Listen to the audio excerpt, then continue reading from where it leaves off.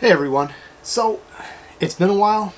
I've been kind of busy. Too busy to film, not busy enough to stay out of the creature cave, but I got something new to show you guys. Friends over at Marshall Arachnids came up with a completely new enclosure that they're building completely in-house, and I've got one here. This is one of their first batches. They've been testing them for a while, but I went and seen them at Schaumburg in July, and now I ordered one of these out of their first batch, and we're going to check it out. This will be the first time I got my hands on it, so let's see what it's all about.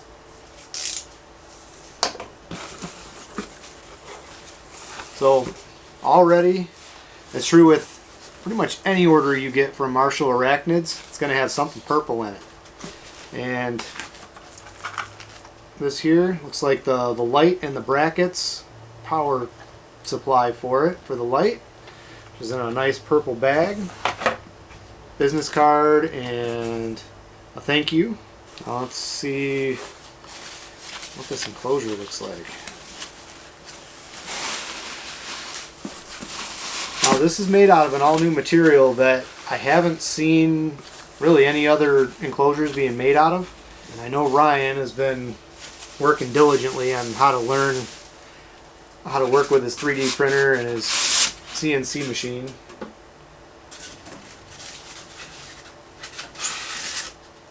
So already I can say it's well packed with styrofoam along the sides.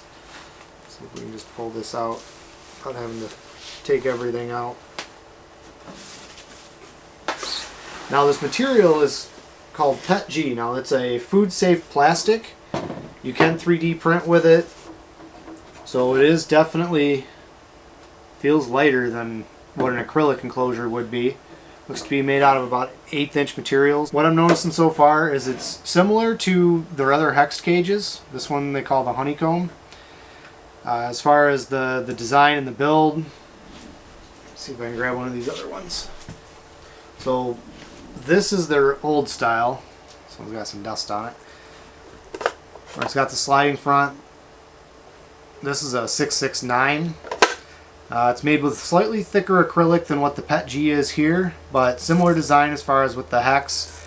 The sliding magnetic door. You can see that the magnets are here on this purple box.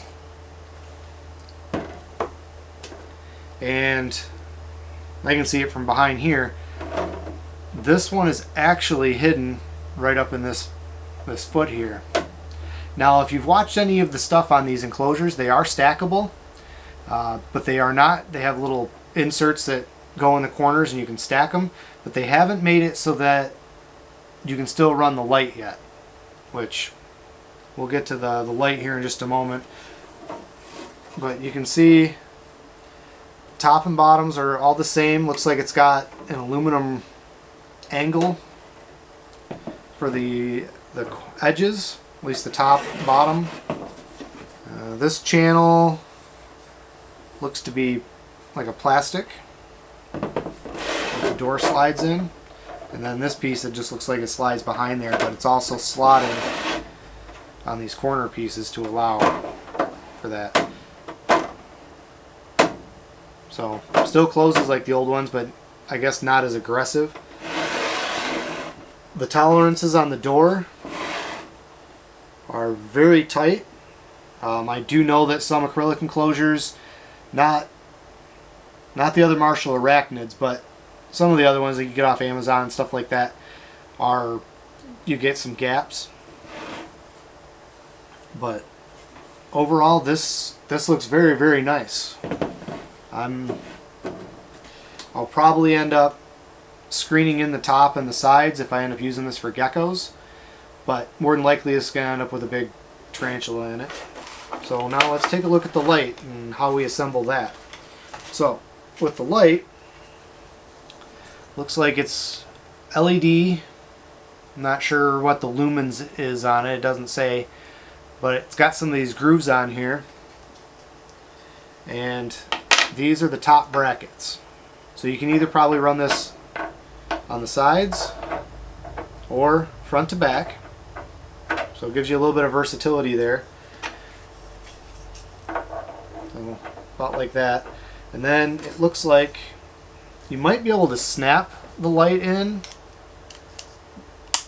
like that, but I would say just pop the end off. Okay, got that back on. I would say your best bet is to slide it in, and it fits in these grooves. So you'd have the power cord coming off either side.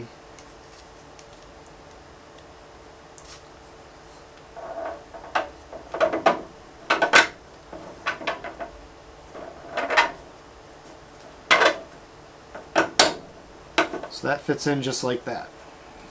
That looks pretty good. Let's get that plugged in and we'll see what that looks like.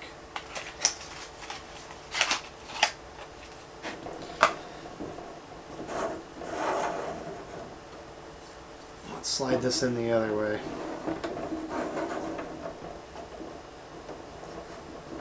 So you can see how easy it is to switch that around. Doesn't appear that there's any on-off switch on the light, but you can easily use a timer. What I would recommend, I like the Gobi products. It's what I run most of my lights on nowadays. Even the heat lamps, they are good for about 100 watts, and since I don't use any heavy-duty heat lamps in here because the ambient temp is pretty good. Just a smart plug like this, all runs through an app.